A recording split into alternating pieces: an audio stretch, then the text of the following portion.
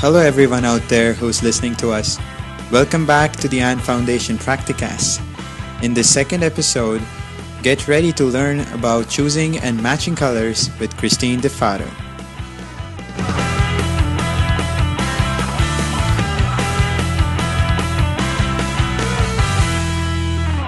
Hello all, and welcome to the second episode of the Practicast series. Today we're going to talk about colors and clothing. One of the first questions that people ask me is how I know what color I'm wearing.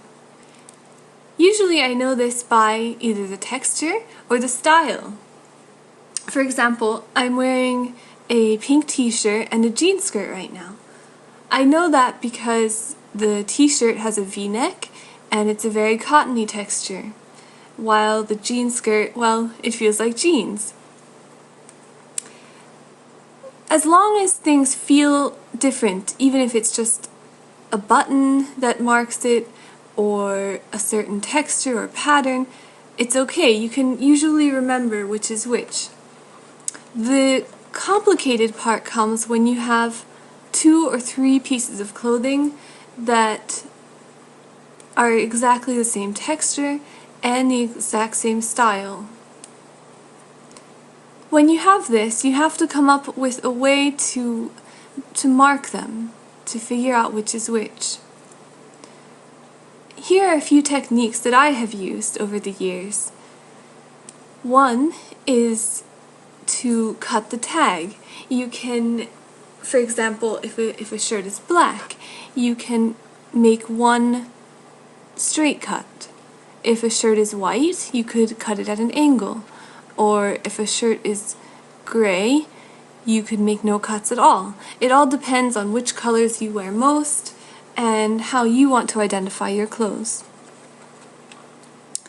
Another option I found about 10 years ago. When I was young, my mom gave me a bedazzler. A bedazzler is kind of like a giant plastic stapler, and people use it to decorate their clothes with gold and silver studs.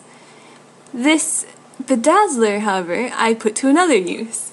When I was about 14, I decided that I needed to mark my clothes more clearly so that I always knew what I was putting on and knew whether it matched or not.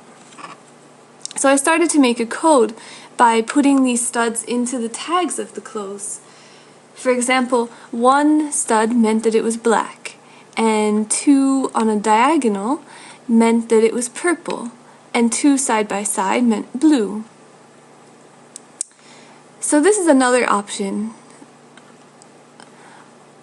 There are also gadgets that you can buy that will actually speak the color to you. They take a quick picture of whatever clothing, and then they will describe it in very simple terms. Dark red, light blue. But this can also be very helpful. This kind of software is also available for cell phones. Some really intelligent cell phones can have this technology downloaded onto it. But more importantly than just knowing what color something is, I think we need to talk quickly about what colors are and how to think about matching them. It's hard to describe a color to someone who has never seen a color, but if we use some of the descriptions in poetry or in literature, it might be easier to imagine. For example, you might think of the warmth of a fire when you think about warm colors like red and orange and yellow. And the same is true for blue. You could think of the ocean or a lake, and this reminds you of cool blues and greens. This is important because understanding the hues of a color, not just whether it's purple, pink, blue, red, black, or white, but really understanding the different tones that are involved in it will help you to understand what looks good with what. For example, dark colors often look best when they either match or contrast with lighter but also bright colors. So for example, if I wanted to wear a contrasting combination, I might wear red and black. But if I wanted to wear a paler color like blue, like a pale pastel blue, I would wear it with white, not with black. But this is just something that you have to think about and imagine, because the black overpowers the light blue unless the blue is strong enough to really contrast with it. This is definitely not always true. These are just some things to keep in mind when you're matching your clothes, to think about the warmth, the coolness, how they contrast, and how they might match together.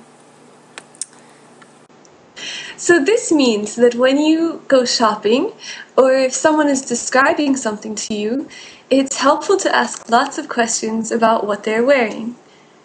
To demonstrate, I've recruited our producer to describe our best Disney friends, Mickey and Minnie Mouse. He's never done this before, so wish him luck. Hi, all. So what do you think about Mickey and Minnie Mouse? They're these big mice with black fur, big ears, big nose. Kind of comely, very friendly looking. Cute. Well, what are they wearing? Mickey's not exactly wearing a shirt. He's kind of showing off his muscles, or the lack of it. But he's still pretty cute. He's wearing this red shorts, sort of a thing, and yellow shoes, which are kind of round. What color red is it? Like a bright red or dark red? Yeah, it is kind of like a bright red, but something like ripe cherry red. Something in between a strawberry and a cherry. Yeah, that's the way I would put it. And the shoes? Like, are they like pale yellow or really bright yellow? Bright yellow. Bright yellow. Yeah. Wow. Yeah. He's almost like a neon. Daring. He's like a neon sign, Wow. Yeah. And what about Minnie? Well, she is very cute. She has this really sweet satiny turquoise colored dress, and then she has this pink bow right on top of her head. And she also is wearing heels, which are also pink in color. Is it a dark blue? No, it's more like sky blue? Yeah, something like a turquoise, kind of lighter shade, definitely. And the pink? Pink is bright. Like Mickey. Yes, like Mickey. Something's got to be bright. I see. So do her shoes and the bow, do they match? Yes, they're both the same pink, the same shade of pink. Okay. So pretty matching, yeah. So pink, blue, pink. Interesting. So matching, it's interesting because matching usually means taking a color that appears in one part of the clothing. It could even be like in the accessories, and wearing it in another part of the clothing, or in either contrasting it or having something that complements the color. I see. So it's just like Mickey. Even though he's not wearing a shirt, the shorts kind of contrast with his black fur. Exactly. And Minnie's bow matches her shoes. So when clothes match and they work together, they draw a person's eye to focus, but without being really distracting from the person's face. So Minnie probably shouldn't try a striped shirt with a flowery skirt. Probably not. I mean, Minnie's cute enough that she could probably pull it off, but I don't think I could. Humans usually do better if they wear like a solid color on one half, and if they wear a pattern, just wearing one pattern. Otherwise it's too confusing, too many colors and things, designs. I see. So if Mickey was wearing a shirt, he probably would wear white and not like a bright orange. No. Orange and red and yellow? That would be scary. Cool. That sounds good. Good advice. So I hope this helps you all to understand how to ask someone to describe something using different questions. It helps to compare things to colors of fruit, like we talked about strawberry red and cherry red, and there's cranberry red and bubblegum pink. Yeah, I wonder who shops for Minnie.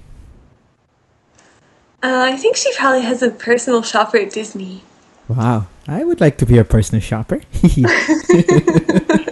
That would be a fun job. Disneyland, here I come.